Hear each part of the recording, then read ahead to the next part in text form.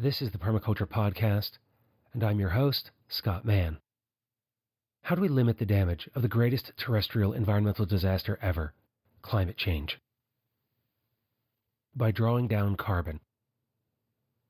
How we do that in the most effective ways possible form the base of this conversation with Eric Toensmeier, as he shares his ongoing research about the impacts of agriculture and how we can use agroforestry to increase productivity and sequester carbon.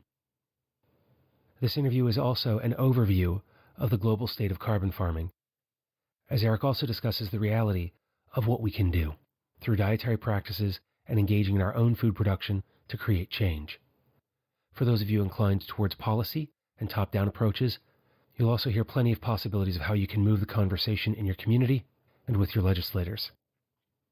Enjoy this conversation with Eric, and I'll join you after.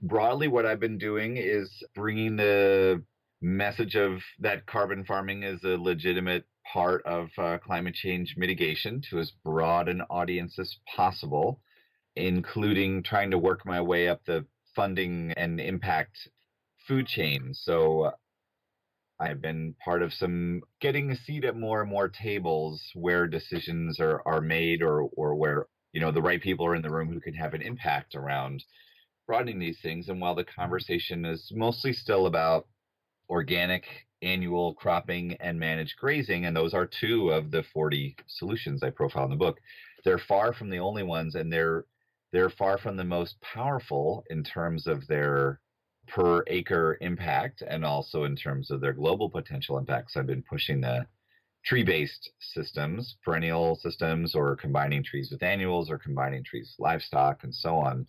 And actually getting some pretty good traction on that. So that's one piece I've been doing. I've also begun a revised and expanded global edition of the Perennial Vegetables book, and I've been working as a researcher for the team at Project Drawdown on our book Drawdown that looks at solutions across multiple sectors and is now once again on the New York Times bestseller list for the 4th or 5th week this year. And you're seeing a lot of feedback from Project Drawdown and that book and the work that you've been doing? I am. I feel like when I started writing that book, just the notion of agriculture as a climate change mitigation solution was still very new. And I got to be in Paris when the Paris Agreement was signed. And during that week, that was also really the period when, not through any reason of mine, any impact of mine, but that was kind of the time when agriculture came onto the radar as it's not just about solar panels, but we have to look at land use in agriculture as well, because land use change in agriculture, mostly deforestation and agriculture, are driving about a quarter of human emissions today. So that shift has happened. Now the piece I'm trying to angle on is that to point out that agroforestry and perennial crops are particularly effective tools. Actually, there's a great new study that came out not too long ago by someone named Zomer, and I think it's called Trees on Farm, and they look at it turns out by using satellite data that there is much, much more agroforestry happening in the world than most people had thought, that something like 43% of the world's farmland has at least 10% tree cover. And there's about 9 times more carbon in trees on farms than the Intergovernmental Panel on Climate Change had thought. And also we learned that the number of trees, the percentage of trees on farms is increasing. Between the year 2000 and 2010, there was like a 4.6% increase globally, which is representing a big amount of land and quite a bit of carbons. There's a group that I'm working with who are really trying to push that onto the IPCC's agenda, this Intergovernmental Panel of Scientists. And each country that's part of the Paris Agreement has to present a plan and then implement the plan, and they're renewed every 5 years for how they're going to mitigate and adapt to climate change. And we're doing our best to get higher levels of sequestration approved for agroforestry type systems, because that will enable countries to basically get credit and to provide policies and maybe finance and stuff to assist their farmers to move in an agroforestry type direction. So having some scientific data is really helpful, and it's broken down country by country. So you can see like Brazil, numbers of trees on farms are increasing rapidly. Argentina, they're decreasing. but globally there is a real increase, and there's billions of dollars being spent every year, around $400 billion a year, just coming through the UN climate mechanisms alone. And my goal is really to try and steer billions of dollars to people doing agroforestry and perennial crops work around the world, most of whom are in the tropics, in the countries that have done the least to cause climate change and are suffering and will suffer the most from it. So when you look at the science and you tie that to the financing, that's a way to address climate justice and help countries like the United States pay some of our carbon debt that we owe to some of these other regions of the world for being responsible for so much of emissions. And in including more trees and doing perennial agroforestry, what does that look like? I'm so used to seeing trees on farms mostly for riparian buffers and occasionally some alley cropping, but it's mostly like shelter belts and windbreaks, not really integrated into a farm system. So with what you're looking at around the world, is that just people are planting trees to harvest fruit and nuts from, or is it a multi-layered system like we might think of as a food forest? What are some examples that you're encountering?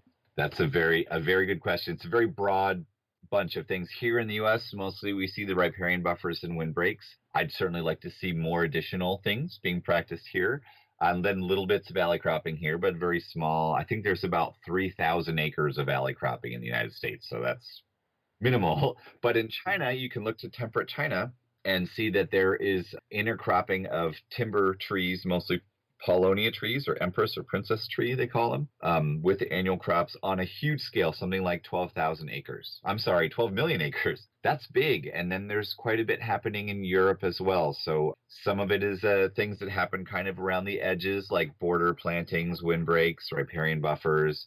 Often you'll see contour strips of perennials mixed in with the annuals to reduce erosion and land degradation. There are timber trees intercropped a bunch, both in Europe and in China, although again, not so much here. And you see a lot of that in India as well. Poplar is one of the biggest trees people use. Poplar here in the US, it's black walnut and pecan. Really, biomass crops, black locust as well in Europe. So intercropping these biomass crops and timber crops with the annual crops. And then as you get closer to the tropics, the trees are often nitrogen fixing trees that are there to support the system. Mostly, I don't see that happening much in colder climates because there tends to be better access to commercial fertilizer here. I think we're spoiled, I think is the answer there. But there's no reason it can't be done here. It's certainly being done in North Korea quite a bit, for example, where food security becomes a big deal and fertilizer access is limited. Intercropping those nitrogen fixing trees is really cool. And then there's lots of just mixing in the fruit and nut trees or perennial vegetable trees, whether that's, strips of them or rows of them, whether they're seemingly randomly scattered throughout the fields. When I was just in Guatemala not too long ago visiting my family, and almost every cornfield I saw had avocados growing in it here and there. And that's agroforestry. It's not rows. It's maybe not the optimal way to do it, but it's a traditional integrated practice that definitely has some benefits. And we're seeing, particularly in the Sahelian region in Africa, the semi-arid regions of Africa, very, very lightning speed spread of practices like farmer managed natural regeneration, where you allow trees to just kind of grow in the field, and evergreen agriculture, where there's a nitrogen fixing tree they use called the apple ring acacia, Phyderbia albida, that drops its leaves in the rainy season so it doesn't cast any shade on the crops, but leaves out in the dry season so it can get its own growth going. And that's a nitrogen fixing tree that's being planted on orchard spacing in annual crop fields. And they're finding very dramatic increases in yields of crops, very, very dramatic increases in yields of crops, and increases in carbon sequestration as well. So the U.S. is kind of lagging behind. We're certainly one of the least impressive countries in the world in terms of agroforestry implementation. Not to denigrate in any way the great work that people are doing in places like the University of Missouri Agroforestry Center, the Virginia Tech, and other places around the U.S. that are pushing agroforestry, but it certainly hasn't taken off here in the way that it has in the tropics or even in the rest of the temperate world. We're even in Canada, I think we're doing worse than Canada. So much remains to be done. From your research and what you're seeing, do you think that agroforestry is lagging behind in the United States because of the mechanization of commodity crops? That is a great question. I think people think that is a reason not to do it, but in fact, in Europe and China, they're highly mechanized systems. You just have to make sure to space the trees properly so you can get through with the equipment that you need to use to grow your annual crops. And you need to select the right crops and the right trees so that they all get along well. And there are some very good models for how to do that. Good case studies, good examples to work from. But yeah, people think that the trees will compete with water, and they think that they'll shade out the crops, and they think that they'll mess up your equipment, and they can do all of those things with poor design. But well-designed systems seem to work really well. In fact, in France, they found that for every 100 acres of annual crops that are intercropped with timber trees, they're producing as much food and timber. To get that same amount, you would need 130 to 140 acres of tree plantation and annual cropping separate. So by putting those things together, you're increasing the efficiency of the use of land. And in China, also these Polonia systems, many of them actually produce more grain than systems without trees in them. So it can be done, and it can be done on a large scale. It is being done on a large mechanized scale. It's a hard step for farmers. And I think in many cases, we want to start with getting people to cover crop, getting people to rotate crops, getting people to apply compost, maybe to put in some contour barriers if they need, and do the riparian buffers and windbreaks, and kind of work your way in with the trees from the edge of the farm in to the center. I think that may be a process that works for farmers. At the commercial scale, these multi-strata food forest type systems are really, we're just seeing some early adopters doing that here in the US or in temperate climates anywhere. It's a fairly rare system on a commercial scale. It's of course very widely practiced in the tropics. Something like 300 million acres, roughly speaking, in these multi-strata systems in the tropics. So I feel like here in the cold climates, we've now figured out how to do it at a home scale. There's lots and lots of people with home scale food forests. So the next question becomes moving to that perennial market garden scale, or this small scale diversified food forest type system, which has to be simpler, has to be much simpler. You can't have 300 species per acre and it'll drive you crazy, but simpler systems. And there's some good work being done on that, both by innovative entrepreneurial farmers, NGOs like the Savanna Institute, and some entrepreneurial farmers are trying to figure that out as well. But it's hard to innovate with new crops and a new production system and find new markets for all of those things together. You have to innovate on every level, and that's a real, until we can remove the policy barriers, this sort of system that props up unsustainable agriculture in the United States by subsidizing all kinds of less than ideal practices. So our farmers are competing with that while paying all the costs of their environmental impact, whereas other people are actually being paid to make bad environmental impact. It's hard to make a living as a farmer in that context, for sure. And I think of all the subsidies and everything that support traditional commodity agriculture in the United States. And it was, though I've studied things like agency capture from a resource management perspective, it was my interview with Dr. Laura Jackson, Wes Jackson's daughter. She was the first person who really pointed out how everyone from Monsanto to the equipment producers to the farmers to the middlemen and everybody else involved in the process are kind of captured by this system that supports every element of it. And if you try to veer too far away from it, you lose all of those resources and kind of have to go at it on your own. And that's why it's really, the question about mechanization is so important, because most of our farms here in the US are very mechanized, and we need to find ways to assist those farmers to shift how they produce what they produce without, an increasing carbon sequestration and reducing emissions without making them go back to plowing with oxen or something. That's not, I don't see that happening anytime soon. So we got to a certain degree, we have to meet people where they are and provide some tools to assist them to move forward. And there's a bunch of ways to do that. There's an article, a chapter coming out be out in December, by a guy named Nathan Rosenberg, which is looking at recommendations for the U.S. Farm Bill, U.S. policy recommendations around reducing emissions and sequestering carbon in the U.S. agricultural sector. Right now, we mostly pay people to do all the wrong stuff. If you're grazing on federal land. You get a contract to do that, but you have to, there's a stocking rate that they say is you can't go below. And many people would find that better grazing of those landscapes would involve having less cows.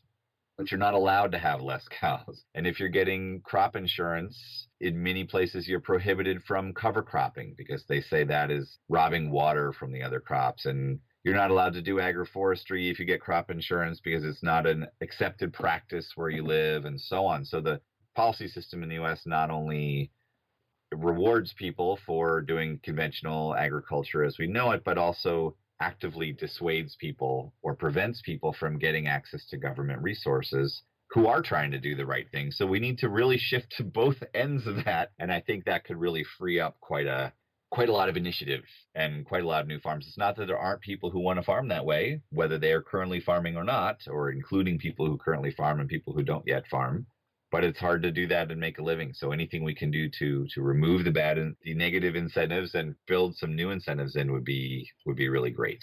It reminds me of here in Pennsylvania, we have to deal with the total maximum daily load for runoff because of some of the eutrophication issues that are happening in the Chesapeake Bay. And so there are all kinds of things in place to encourage farmers to make changes to that. And yet many of the best practices that we could put in place would take away from growing the crops that farmers are used to. And so trying to help them build a functional polyculture riparian buffer is something that they look at it and go, I have to take how many acres out of production in order to do this and wait how long till I'll get it back? And even though they can look at the numbers on paper and say, in 20 or 30 years, I'll be able to make substantially more money off that land, the time that it takes to get there is detrimental to the current health of the farm because of how thin their margins are. Yeah, and that's the case for farmers all around the world, that implementing these better practices, whether it's managed grazing or organic or conservation agriculture or agroforestry or whatever, this whole range of, or better ways of producing rice with lower methane and on and on and on, all these practices, you have a 2 to 5 year window before you're breaking even. And I don't know any farmer. I know a lot of farmers around the world. I don't know any who can just take that hit for that many years. So we really need a finance system, whether it's, I think it should include payments for environmental services from governments. It could include grants. It could include special lines of credit or better interest rates or guaranteed access to markets or premium prices. There's like lots of different ways to make that happen, all of which should be pursued as far as I'm concerned. But the nice thing is they don't need money forever. They just need money to make the transition. And then once it's done, they're actually making more money. And almost none of these practices were developed for carbon. They were developed to improve farm productivity. So you end up more profitable, but you have to get over that hump. And that, I think, is the key place where we need these financial incentives to help people to get the change happening, the scale that's necessary in the timeline we have. Those kinds of incentives are really necessary. Those kinds of loans or grants or payments are really necessary. And I think what you point to there about scale is important, and what you mentioned earlier about market gardens, because there are some great folks within the permaculture community who are doing well-documented work on the productivity of those kinds of farm systems, whether it's, Jean-Martin Fortier out of Canada, or Dave and Lee O'Neill, who were featured in Peter Bain's The Permaculture Handbook as one of his case studies. They're doing a huge amount of income and production on 5 acres in Virginia. But it's that question of mechanization and all the land that we currently have. Some of the scale seems to be off because I've seen numbers that say that a single person could raise enough food for 10 people on an acre based on the writings of Steve Solomon, the former head of, I believe it was the Territorial Seed Company, who wrote Gardening When It Counts. There's some information out of Southeast Asia. The biointensive work of like John Jeavons points to this kind of thing for the square footage that you need. But in order to do that, that's a return to really like hoe-based horticulture, not really gardening or farming as we know it. And in order to make that kind of conversion, we'd need 10 to 15% of the world's population to become farmers within a generation. Which is not the trend currently. Yeah, I can't see that happening. So it is, how do we use the systems that are in place to move towards what we see as a solution and what is possible?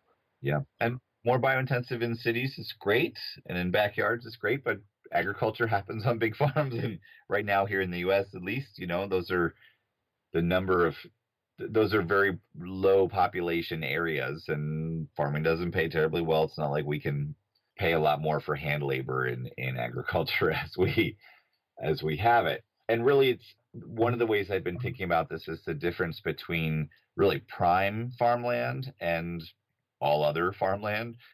Prime farmland being, pretty flat, pretty fertile, and able to bounce back from disturbance and degradation.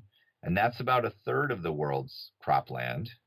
The other 2/3 of cropland is too steep, or the soil's bad, or the soil's degraded. And those are the places that need trees the most in terms of erosion control and avoiding degradation and so on, avoiding further degradation or restoring land. It's very easy to make the argument for perennial crops and agroforestry in those lands. Prime farmland, maybe just putting in a little riparian buffer and doing your better versions of annual production, whether that's conservation ag or organic, or some of these new regenerative systems that borrow things from organic and borrow things from conservation agriculture. I think that nice flat land is where, or the better rice production practices and so on. I think those are the ways. That might be a fine thing for people to do there for now, on land that doesn't erode easily and doesn't give up its carbon easily and is already in farming. Oh, here's the other thing about the intensive piece is you can feed people on a pretty small amount of land if they're willing to eat a plant-based diet. But if they want to have a lot of meat, that changes the situation dramatically, because meat is you get much less food per acre when you're raising livestock. Much, much, much, much less. So it's sort of, we can reduce food waste, which is 30 to 40% of the world's food is wasted, never gets eaten by anybody. We can change diets to lean them on a more plant-based or lower on the food chain, like eggs and dairy over meats. And there's some role for meat, certainly. And we can talk about it. We can get into that whole conversation at some point here. But I see that the path from here to everyone eating food grown on a very small biointensive area is probably not the most likely scenario, although as much of that as we can do, I think is fabulous. And I know I mentioned him, but I believe it was Steve Solomon who didn't refer to himself as a vegetarian, but as a vegetable-tarian, because most of his diet came from vegetables and plant-based material, but that it was a choice because of the way that he was growing food, but not an abstinence from or a rejection of meat for a lifestyle, but because of a food production decision. Yeah, I mean, just in terms of land use, we're not getting any food out of all those pastures anyway. Most of the world's grassland that is grazed is not really suited for growing annual crops. So it's not like that's competing with human food, although there's many trees for food that could grow in those places, or you can make leaf protein concentrate, which is like a green tofu, out of those grasses from those places. And that would be a much more efficient use of land than in terms of protein per hectare. You'd be better off with that than with cows. Again, I love beef and dairy, but it's become pretty clear to me, and looking at the science, that there's kind of two main ways to approach meeting the world's demand for livestock. And one is to reduce, well, I guess the first one is reducing demand. And right now, we have the opposite trend, increasing demand for meat and livestock products around the world, the spread of the American diet, which has health consequences and stuff too. But on the other hand, one way to do it is to say, some people are arguing that the most ecological way the most environmentally friendly way to raise livestock is actually in confined animal feeding operations, because less land is used. So you can it reduces deforestation, or could even allow some reforestation. That's certainly one argument. I'm not wild about all the many other things that happen in that kind of production model in terms of animal welfare and health of the animals and pollution from over application of methane or manure lagoons, all that stuff. Then the other vision is people are calling livestock on leftovers, which it turns out that's who I am. I didn't know until I read this recent report that that's what it's called. And they were saying, okay, well, what if we fed no grain to livestock at all that could be eaten by people?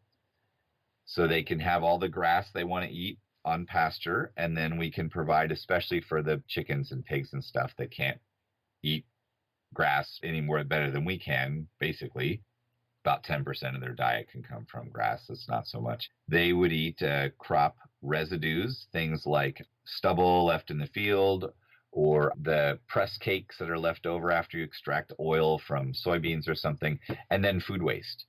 So, and if we were to look at that as sort of the model of how much we could have, how much meat we could have and dairy and eggs we could have without, and doing it in a carbon friendly way, let's say, and without further deforestation to make more room for livestock or food for livestock, the fair share would be about half to a third of the amount of animal protein Americans eat every day. The global fair share, everybody, if it was distributed evenly, everybody would get, about a third to half of what folks in the U.S. eat in protein every day from animal sources. So we can't all eat 10 grass-fed steaks a day and graze our way to a better climate because there's only so much grassland. And we certainly don't want to be clearing land for any kind of agriculture. We don't want to be cutting down forests. Actually, we want to be reforesting as much as possible, and silvopasture gives us a way to get those trees back out onto some of these grasslands to greatly increase carbon sequestration and make for a much more climate-friendly livestock production system. So in the carbon farming book, my question was really looking at the per hectare, per acre, per unit area impacts of these various practices. I didn't look at the global scale and how much land there is because I was trying to make it not be 1,000 pages. But I've had the chance in the last couple of years to look at that and see, to sort of try and do permaculture designs for the whole world and say what's the highest and best use of all these various forms of land and how much meat do people get. And mostly, unless you live in a place like Mongolia or, Wyoming or something, where grazing is perhaps the highest and best use of the land, agriculturally speaking, the answer is most of us here need to eat a fair amount less. It's not that everyone needs to be vegan, although actually when you look at the numbers on how much land could be freed up, the vegan diet is unarguably very positive for the amount of reforestation that could be carried out, for example. The problem with this intensification argument that everybody should be raising their meat in confined animal operations because that's the best thing for climate. Well, first of all, it's really not good for lots of other reasons, and they're not comparing it to silvopasture systems and so on. But also it assumes that if you increase productivity, that means that people won't continue to cut down forests in places like Brazil, and that's not what we find. What we find is that what scientists find is that when you increase yields, when you increase productivity, everybody around you wants to do what you were doing, and they'll cut down lots of forests to pick it up. So unless growing more on the land we have is combined with very strong enforced forest protection, it actually just makes things worse. So this whole we have to feed the world by 2050 and there's going to be 9 or 10 million people, 2 billion people or whatever, and therefore more chemical agriculture and confined animals the only answer. That's really a lot of people think that. A lot of people who are in charge of stuff think that. And I think it's on us to show that there's other kinds of intensification. That is, we can grow more per acre by using more layers or by using agroforestry, or there's millions of ways to increase yields that don't involve increased chemical fertilizer application. And there's lots of ways to raise livestock that don't involve confined animal feeding operations. And this is like the new big battle in carbon farming is looking at global food supply and fighting about what's the best way to use the world's land and prevent deforestation, which nobody wants more deforestation in terms of carbon. Everybody knows that's bad, but we have a real battle brewing at the moment. We could call it a dialogue, I guess, but it's sort of a battle over what are the best ways to use the world's land. And looking at those issues holistically and talking about everyone could consume about a third to a half of what a typical American eats in animal protein every day, that's also about food security and food equality then, because if we're in a place where we can reduce our consumption that allows for others to have the same, then it touches on so many different issues, not just with food policy, but also, economic equality and everything else when it comes to different people around the world in their own given cultures being able to self-determine what is best for them by having more options and opportunity available. That sounds right on to me. It's the third ethic of permaculture. And it's not as though if I eat less meat, there's going to be more meat for someone else to eat necessarily, because distribution is a political and economic phenomenon. We're already raising enough food to feed 10 billion people. It's just that a bunch of it gets used as biofuel and a bunch of it gets fed to animals. And for every 10 pounds of grain you feed a cow, you get 1 pound of beef. But people could have eaten those 10 pounds of grain. So it's really a question of where civilization wants to put its efforts, and if we want to have a minimum standard of food for everyone, which isn't really the case right now. So gets into a lot of these big questions of distribution, and producing more food is not maybe necessary, but it's certainly not the only necessary thing to resolve food security and hunger issues and so on. And it's one of the things when you said about livestock on leftovers that really touched a chord for me, because of knowing so many folks who have raised food for market through farmers markets and organic orchards and other things, that there's so much food that goes to waste just because it's not viable in the marketplace. You get some apples that have a bit of scale on the skin that are just look unappealing. They're still perfectly fine and edible, but it's not something you can put in a bag and sell to somebody. Yes, that sounds familiar. Yes. And one of the easiest things to do with that food waste is feed it to livestock. The best thing would be to arrange for people to eat it. That's not always possible. So feeding to livestock is great, because it's when food waste goes in the dump, when it goes to a landfill, it emits methane. So if we can feed it to animals, that's better. And then if we compost the animal manure, that's better still. And we're also reducing the amount of cropland used to raise, let's say, corn and soybeans for those pigs and chickens or whatever. So that it's a multifunctional approach. You're never going to get food waste down to 0%, but how much can we reduce it? And if we can't, as we reduce it, how much can we better use the food waste that we have? And permaculture is really good at figuring out what to do with waste. We're very good at that. It's one of our strengths is having an eye for waste and how we can put it to work. Molleson's old principles, about a pollutant is just something you haven't figured out a good use for. There are exceptions to that, like uranium, probably, that we don't want being used much at all. But just the sheer amount of food waste and plastic waste and urban bio waste and stuff, humanure, all of these streams need to get made into cycles and even upcycling wherever possible in order to address the climate challenge and all the other social and ecological challenges that permaculture was developed to try and solve. And as permaculture practitioners diversify the spaces that they exist in, as we move further and further away from just being landscape designers and teachers of this material to get it to more people, as different folks focus on applying permaculture to where they're at, we're finding more and more solutions for all of these issues. And I say that because when you talk about the waste coming off from feeding livestock, I've been doing a lot of work with a local farm here in central Pennsylvania. It's actually the Dickinson College Farm, and they have a biodigester there. And so they've been talking a lot about the research of what can be done with biodigestion. And it's the way that we can stack all of these different functions together. But for so long, because of that focus just on the landscape, that we haven't looked at the other technologies that are available. And now as that's happening, it's learning, okay, well, I can feed my food scraps to my animals. That manure comes out. I can feed that into a biodigester, which then becomes a rich effluent to go back on my fields, as well as producing biogas that I can, depending on the scale, create a complete holistic combined power and heat system for a farm, so that all of the energy that you need on site is being created by the farm itself and its waste and its residue. Yeah, and these very tightly integrated systems like that are hard for scientists to study and follow because there's so many moving parts, and they're harder to spread than, say, just using cover cropping on a farm. But they do represent, to me, these very complex, integrated, diversified systems, to me, represent sort of the high bar, the gold star of sustainability. Like biogas alone is maybe the best of all the bio-based energies in terms of energy sources, in terms of its climate impact. And when it's an integrated part of, you get food waste that goes to the pigs, and then the manure goes to the biodigester, and then the remainder of the slurry gets put out on crop fields or whatever the stuff that's left over after biodigesting. So you're generating electricity.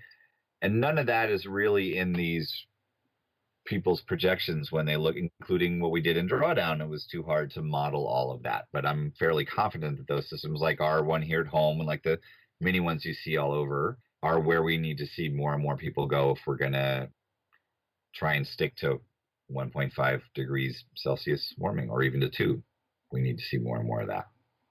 With what you just said about trying to keep warming to 1.5 to 2 degrees Celsius, what kind of impacts do you see agroforestry and changing our agricultural systems having on this? Well, potentially it could have a big impact. I mean, energy has to shift away from fossil fuels dramatically and rapidly. There's no way around that. But agriculture is really, it's a huge land use, and we really can't live without food. It's a fairly central human concern. So the total amount of impact, well, let me put it this way. In Project Drawdown, we looked at a number of different solutions and we ranked them against each other. So we looked at buildings, we looked at waste, we looked at materials, we looked at women and girls, all different kinds of ecosystem management and transportation and all these things, many of which have been part of the core permaculture curriculum for a long time. We found that when looking at the total impact in terms of gigatons of carbon dioxide equivalent by 2050, that food waste and plant-rich diet were number 3 and 4 out of 80. That is, they were among the very highest. Silvopasture, which is trees and pasture, was the highest of all agricultural solutions at number 9. Then number 11 was regenerative agriculture, which is really better annual cropping that would include some of organic practices and some of the conservation ag practices. Tropical staple tree crops was number 14. So these agricultural practices are pretty big. And as a sector, when we included the demand reduction from diet and food waste and crop production and livestock production, food production, consumption, and so on was the most powerful sector of all sectors. There's a greater drawdown found, a greater impact from food demand and supply changes that was larger than the total for electricity generation. That's a pretty big deal. That's really a very big deal. So it's big. It's a big, big, important sector. And there are a lot of initiatives happening, which are great. But again, they're agroforestry is often an afterthought or not even considered in those conversations. So that's where I'm trying to really make the case, push hard with the case for it. Hearing that is really impressive because so much of the conversation usually is around either transportation because of cars being evil. And they are. They totally are. Yes. They totally are. Which it's still, being a longtime gearhead and wanting to burn every drop of gasoline to go fast when I was younger, it hurts sometimes, but then I see what Tesla's doing and that their electric cars are faster than anything that I've ever driven. But the way that we can transition these things and how renewable energy prices continue to drop between wind and solar, and how we're finding that panels last much, much longer and can potentially be recycled at the end of life to reduce the need for rare metals and things. And yet, all the work and focus that's going in that direction doesn't have the same impact as agriculture. All those things are necessary, absolutely. What Drawdown found is we don't get to achieve our climate goals without aggressively moving forward on every solution. And my world happens to be agriculture. As a result of working on Drawdown, I am eating a lot less animal products, although not zero, just less. I'm riding my bike more to go places and really tracking our food waste much more closely. It all ends up in the compost or feeding our chickens anyway, but it's assisted me to start to look at a bunch of these other issues. And I think in permaculture, we often look at food production, but permaculture certainly encompasses transportation, regional planning, energy production, waste management. All of these things are in there. I think permaculture presents a very useful lens for looking at overhauling civilization. We've been wanting to do that for a long time. It's been on our list for a long time. And now that's what's called for, is a fairly rapid transformation of all of the key sectors of civilization, economics, politics, as well as all these kind of food and energy and materials and transportation. So it's really, in a way, a great time for us all to step up and put our money where our mouth is, or put our ideas to the test at the big scale, while also not thinking that we invented all that stuff and are the only people who have good opinions about it, but getting to know all the other experts in all those other fields and seeing how we can be part of a working coalition to build a new civilization in the next 10 to 20 years. No rush, right? No rush, but it is rather, if not urgent, it's certainly a very immediate need. And it's good that we've had enough time to work out a lot of these solutions for various climates. Like the cold climate food forest, not a problem anymore. That was hypothetical for a long time, and it's really not anymore. So great, check. One thing checked off the list. A lot more things to add to the list. And my teaching partner and I often talk about favoring biology over technology, but also seeing, though, that as we make these transitions, some of the things that are coming out of Jerome Osentowski's work with greenhouses and things, that there's a lot of things that we can do to provide, and I know you and I have talked about this quite a lot, that we would like to provide a soft landing, still being able to walk in and turn on our lights if we want to, but still have a radically different world. Yeah. And there are lots of options to make that move in a way that is not difficult in the way that I think that some folks imagined or still remember when we had the first Earth Day, and some of the talk that was coming out of the 70s about a severe energy crash and food shortages and everything else. That now we're in a place where we can really take all of these design elements, and particularly as permaculture practitioners, because we have a holistic understanding of so many things, then why not apply that holistic approach not just to our landscape designs, but to our organization and system designs, to bring in all these different voices. There's no reason for us to have to redesign agriculture when there's all this great research that's come out of land-grant universities and elsewhere that tell us how to do silvopasture and agroforestry. I'm there all the way. Oh, can I talk about the new perennial vegetables project for a minute? Yeah, go ahead. The final thing that I'm working on is we're doing a revised and expanded edition of perennial vegetables. The first edition came out 10 years ago, and it's still doing well. People are still buying them, and for a lot of people, that's been a real important book to get them into finding what plants will grow for them to mix into their permaculture system. And this time around, we're going really global with the scope of the book. So we're including all of the world's gardenable climates. And I have 800 species on the list already in the database for it. So there are so many more perennial vegetables than I ever would have thought. And it looks like about 10% of all the plants that have ever been cultivated for a non-ornamental use. There's about 6,000 non-ornamental crops in the world. It'd be timber trees and forage grasses and vegetables and the whole thing there.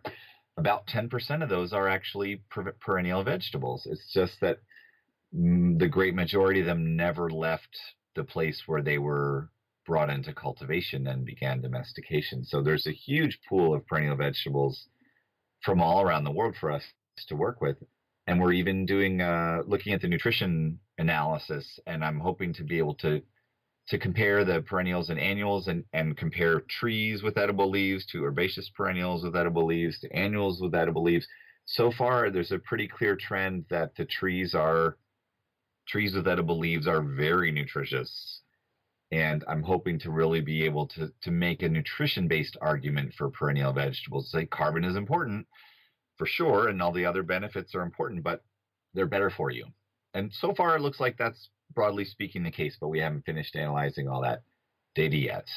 But it's very exciting. I think it's going to offer some assistance to people to have a lot more options. Even in cold climates, I have lots of new things for cold temperate, and I have a bunch more things for cold and dry climates. Even Arctic, I have the Arctic in there, things you can grow in like northern Alaska and stuff. And it's going to be really fun. I think maybe we can come on and do a show about it when it comes out, which should be hopefully sometime around the end of 2018 for publication, but it's a little early to say so far.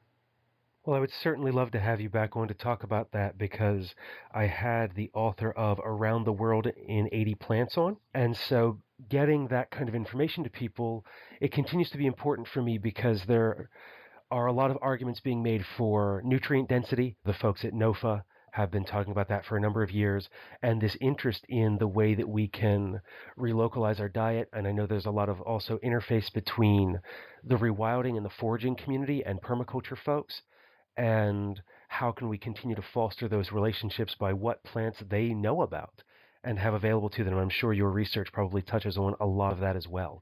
A lot of the work on perennial vegetables for cold climates is based on what wild edible plants there are, because we have so few really properly, like we have asparagus and artichokes and sunchokes, right? And that's about it. We don't have a lot of highly developed cold climate perennial vegetables. The wild ones are a lot of where we turn, although there are some very nice ones from China, and I'm including in the book more information on some of the trees and shrubs from Asia that have edible leaves, for example, that grow very well here and are at the top of the charts for nutrition. The fragrant spring tree and edible leaf goji are two of the most nutritious leaves in the whole world, and they grow great here in Massachusetts. So trying to get the word out on that. Lettuce is great, grow some lettuce, but if you want nutrition, grow these other things. And that nutrition will become ever more important as we continue to grow and shift our diets. I do think so, yes. Again, not that I'm advocating not eating any meat at all, but just less. I think less for most of us is really pretty clear answer. And that's not, again, so much as at the farm scale as when you look globally and how many kilos of dry matter you have to put in to get this many eggs or pounds of meat or whatever. And I know people really love to fight about this, but it's fairly straightforward math. If they're eating grass that we can't eat, that's great. That's 100%. That's like an all win for us. But if they're eating grain, that is a problem. And I feed my chickens some grain, but we're really working on feeding them as much as possible from the silkworms that we raise that just eat excess mulberry leaves and our food waste and some extra leaves from the garden. So I'm hoping to do some calculations and figure out how much of the diet of my chickens is actually coming from feed. I think it's less than 50%. Yeah, and those will be important and interesting numbers to see, because just from like a human diet perspective, I know a lot of times when I talk with folks who are foraging or even growing their own food, when we actually break down the numbers of where the calories are still coming from, a lot of it's still from the grocery store. It's not from the farmer's market or CSA shares, and it's taking that holistic approach to all of it. And I also don't think that saying that we need to eat more plants in our diet is a very radical kind of a thing to suggest, because I think I first heard that from Michael Pollan probably a decade ago. Yeah, and they were writing about it in the 70s. Diet for a Small Planet was already talking about that in the 70s. It's just we get a little bit excited. Sometimes meat producers get a little over enthusiastic about their thing, and meat's great. I love it, but it's not something for us to eat large amounts of every day. If we want to maintain the world's forest land, it doesn't really work. Well, and I'd love to continue this conversation and dig in some more about non-prime land for animal use, because I know that's been an argument within permaculture about, raising goats on steep land or converting grasses and things that we can't consume into animal products. But we are at about the end of the time that we've agreed to today. So we'll definitely have to do this again. But in the couple of minutes that we have left, is there anything else that you want to share before we draw this to a close? I guess not. Nothing's jumping into my brain. Then, Eric, thank you for taking this time to catch up. It's always good to hear your voice and know about what you're doing as we continue to move permaculture into a place where we're combining all of these great ideas and experiential knowledge with the research and science that's emerging across so many disciplines. So thank you for being one of those voices that ties all this together and being such a great communicator of these ideas. Well, thanks, and thanks for being the one who brings us all together and gives us a chance to talk to each other. And that was Eric Toensmeier. Find out more about him at perennialsolutions.org and the carbon farming solution at chelseagreen.com. Given the range of topics touched on regarding climate change, some of that information includes not only those mentioned by Eric, but also a number of previous interviews, such as the one with Dr. Laura Jackson, Keith Keeley of the Savanna Institute, small-scale farmers Lee and Dave O'Neill at Radical Roots, and the market farmer Jean-Martin Fortier, as well as Jerome Osentowski of Central Rocky Mountain Permaculture. In that conversation with Jerome, he even touches on the impacts he's seeing of climate change after his many years in the high-altitude environment of Colorado, where Crimpy calls home. As I put together the notes for this show, I'm left thinking about how to move forward in a meat-reduced world and have some questions that I need to answer for myself to see the numbers on how viable that idea of meat on leftovers is. What kind of productive numbers are we looking at? What systems do we need to implement to capture food waste so it gets to animals instead of the refuse bin? As is usual with these conversations with Eric, I should have expected to be left with more questions after talking with him, so I'm going to go and keep digging into this, and we'll share more as I find it. What questions are you left with after this conversation with Eric Toensmeier? I'd love to hear from you. Visit thepermaculturepodcast.com, click on Contact, and send me a direct message. Until then, spend each day creating the world that you want to live in by taking care of Earth, yourself, and your community by capturing carbon wherever you can. The Permaculture Podcast is a production of Permaneo Group. Find out more about the Permaculture Podcast, including the extensive archives, by visiting our website, thepermaculturepodcast.com. Learn more about Permaneo Group and other projects at permaneogroup.com.